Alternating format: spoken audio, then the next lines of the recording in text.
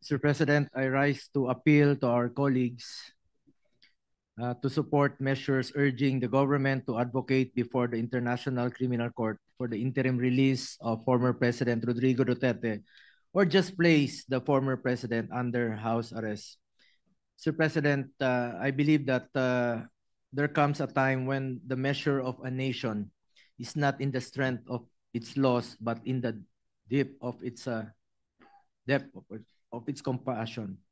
Ang tunay na malasakit, simpatya at kalinga natin sa isa't isa ay ang totoong sukat ng ating makatarungan at makataong lipunan. Pilipino rin po si Tatay Digong. Last Saturday, nagpalabas po ng official statement si Vice President Sara Duterte hinggil sa insidente kung saan nadatnan ng mga personnel ng ICC detention facility si Tatay Digong na walang malay. Kinumpirma rin po ito ng kanyang abogado. Kinakailangang dalhin si Tatay Digong sa ospital upang masuri kung meron ba siyang injuries, lalo-lalo na po sa kanyang ulo. Sa totoo lamang po, nung nabalitaan ko po ito, ang sakit, napaluha po ako. Sobra pa po sa tatay ang turing ko sa kanya. At kahit na hindi na po siya presidente, maalala ko December, November, monthly po siya nagpapa-medical check-up sa Cardinal, and he is scheduled nung March 12, December, January, February, March 12 para sa follow-up check-up niya. Kahit linggo po, sinasamahan ko yan. At alam ko po yung mismo yung gamot niya. 27 po yung pinapadala ko sa kanya. Nag-order yung mga nurse niya. Tsaka, hindi niya talaga sinasabi kung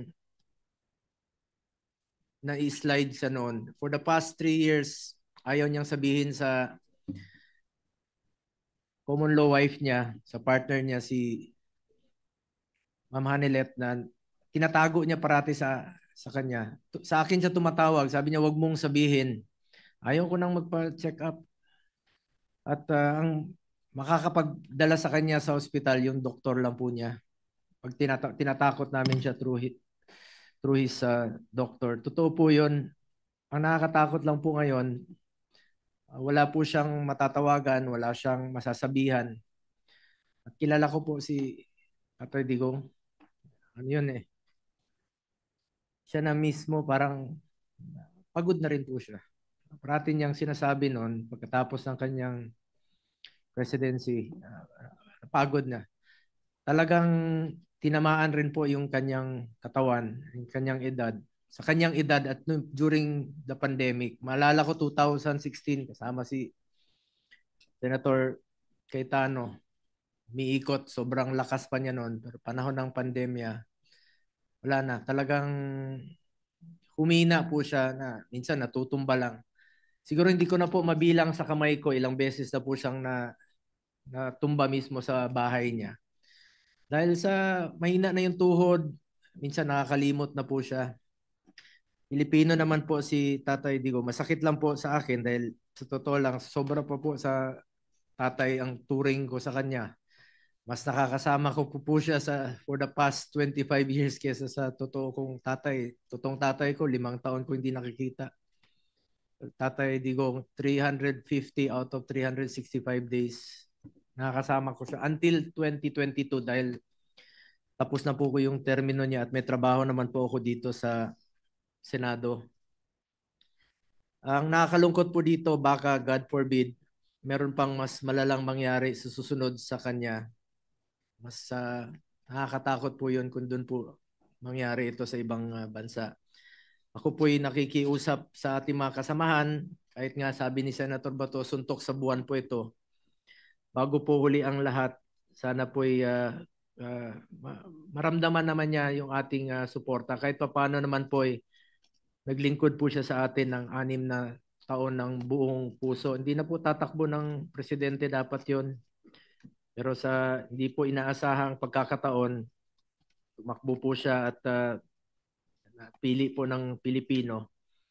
Former President Duterte has absolutely no intention to evade or escape accountability. If any, Ilang beses na niyang sinabi, he takes full responsibility for his decisions. Ang hiningi lang po natin ay konting konsiderasyon lang po para sa isang Pilipino na naging leader natin noon, na talaga naman pong binigay niya po ang lahat para sa ating mga kababayan. Di po ako titigil sa aking pakikiusap sa lahat. Let's bring him home. Hindi po sanay mag-isa si former President Duterte. Mahirapan talaga yon at hindi ko po alam kung hanggang kailan niya po ma matitiis na mag-isa. 2 araw lang, naghahanap ng kausap yon, naghahanap ng mapupuntahan. Sana po magkaisa po ang Pilipino. Sana po wag nating ipagkait kay Pangulong Duterte ang karapatang dito na po tumanda sa atin. Sana po ay matuldukan na po ang pagkawatak-watak nating mga Pilipino. Ang gulo na po ng ating bayan, mas lalong gugulo po kung merong mangyari sa kanya. Once again, I'm appealing to our colleagues to support and call for the house arrest of former President Duterte. Kung ano man pong pwede nating maitulong sa kanya bago huli na po ang lahat. Maraming salamat po, Mr. President.